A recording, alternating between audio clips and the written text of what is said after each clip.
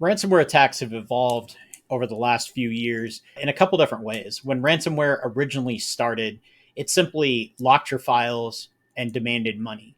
And that was a pretty strong tool to get funds illicitly for these attacker organizations. Later on, the adding the threat of leaking personal or private information if the ransom was not paid out, it really came about as companies started to increase their usage of proper backups. So then, when the attacker would ransom the systems and demand payment, the attacker would just be ignored as the company would restore from a clean backup. Now, what is becoming prevalent, especially with companies that are publicly traded, is the attacker will ransom your data, will demand payment, they will also threaten to leak some of that data, and they will go the step further, as has been seen recently, and they will report you to certain governing bodies. A fairly large organization was essentially snitched on by the ransomware operators when they produced an SEC filing to report the data breach that the attackers themselves had done. It's called like an SEC K1 form. So they filed it on behalf of the business that they were holding ransom. Ransomware tactics have become more sophisticated simply because many of the threat actors are working on developing the ransomware tools to make them faster, more efficient, also to create these packages that could be used by others to commit ransomware related attacks.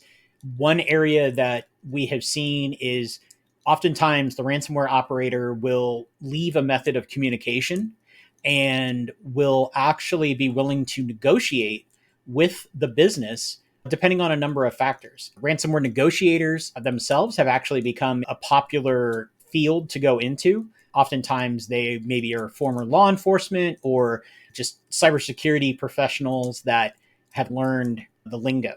Another ransomware tactic that has come about is simply that a ransomware designer may sell the kit to others and allow them to commit the attacks themselves. So what this does is that somebody who's very knowledgeable in writing the software, they can avoid the risk of being caught or arrested by just giving somebody else the tools to use. It would be like somebody manufacturing a firearm in their garage and selling it to a criminal to go do whatever they want with. The person manufacturing the tool takes a small fee and actually, in some cases, will provide tech support to the ransomware user themselves. And the path to getting into this kind of work is way too easy to obtain, and it's way too low of a cost for it to be something that people would be very tempted to do. Some of the new ransomware protection strategies that we are seeing are things like analytics that provide information when a number of files are being manipulated. So in those cases, it would detect the initial handful of files starting to be encrypted in the ransomware process, and then stopping all the processes, isolating the computers, other techniques to stop it to minimize the amount of damage done. Oftentimes, the attack starts with a single endpoint, but then spreads throughout the network. So by detecting it quickly, you're able to isolate it to the initial infection and keep that from spreading.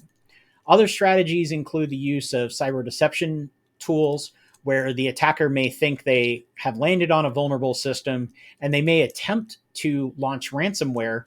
And that creates an alert so that the defenders understand that one of their fake devices, or honeypots as we call them, are actually being interacted with and is under attack.